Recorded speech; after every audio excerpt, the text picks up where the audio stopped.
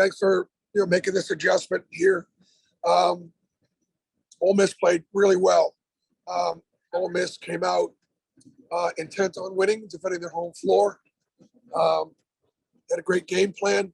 They made shots, and they guarded us, and we couldn't guard them in the first half until sort of the end of the first half.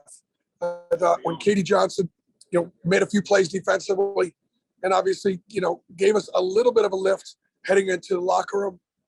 And I think that, the combination of Wendell Green and KD, Jabari and Walker, those four guys were tremendous tonight. And it takes special, to be able to win on the road. And I think all four of them were special tonight. So I'll take your questions. Coach, we'll start with a question from Justin Ferguson. BP, what was the difference with the second half defense? You guys barely allowed any field goals after halftime.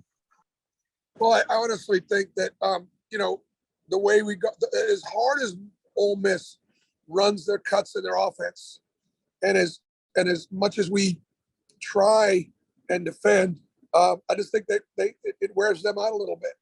And, depth was a factor.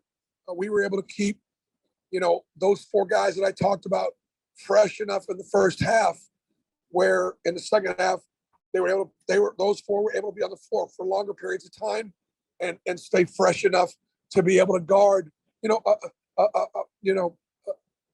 Ole Miss's actions. I think that was the factor. And the other guys started defending like KD. All of a sudden, Walker was protecting the rim.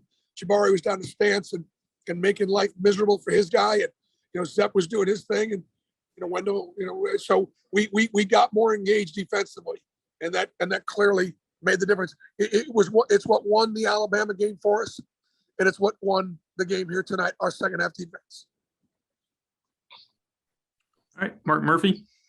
Yeah, Bruce, can you talk about the poise you guys showed at the end of the game? You didn't allow a field goal the last 3 minutes plus, sort of like the Alabama game. And then you also had a good finish the first half. Well, I just think that, like I said, it was the difference in the game. And,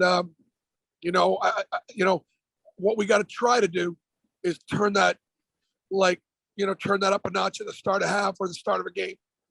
And, but clearly when it counted, we made it really, but we made plays. It wasn't that we just got stops. We turned them over. We got deflections. We got 50-50 balls. And it wasn't just like we just got stops. Michael Gittins. Coach, when you wake up Monday morning, you may have achieved the program's first #1 AP ranking in program history. Can you talk about the significance of, just kind of getting this team to that point, the slow build? And then what's the message to the team in managing that target they're going to have on their back the rest of the season? Well, we've been managing the target a little bit for the last week or so because we've kind of put ourselves in position all of a sudden where we started, climbing the rankings a little bit. And so we had to deal with it tonight. Look, we're going to get beat. And when we get beat, it's not because we rested on our laurels or we started to pay too attention to what the media is. If we got beat tonight, Ole Miss would have beaten us. And they were good enough to beat us. They made good enough plays to beat us. They outplayed us for the, first, 18 minutes, 17 minutes of that game. But at the same time, it is historic, and it does matter, and it does mean something. That'll be a proud moment for Auburn, period. Our university and our athletic department. Now I understand that it, doesn't mean much right now, but it still makes a very strong statement. We want to have the #1 business school. We want to have the #1 engineering school. We want to have the #1 football team and gymnastics team. It's just, we're in everything school. Mitch Davis. Coach, obviously today is kind of a somber day with the passing of Coach Joe B. Hall. Can you just talk about his legacy and what he meant to you as an SEC basketball coach and as a college basketball coach at Auburn and throughout your career? Yeah, thank you so much. Thank Thank you. Thank you so much for that opportunity.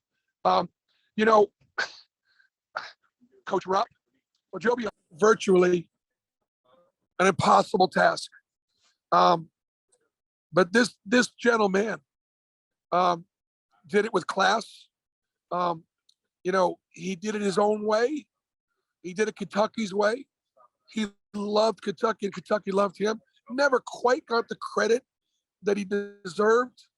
He's a kind man, a gentleman, and he was also somebody that would be willing to give advice.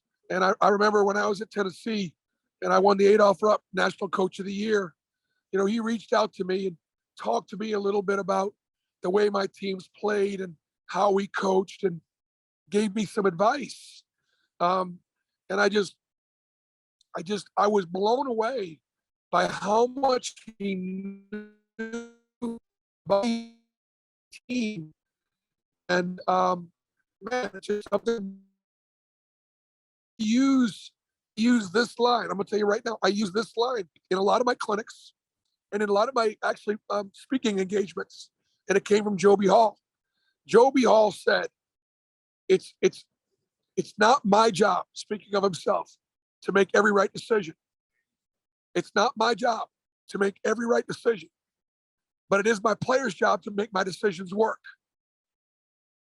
And so when I talk to managers or people in business, I said, look, you got a job to do, and you got to gather information, and you got to do the best you can, but you got to make a decision.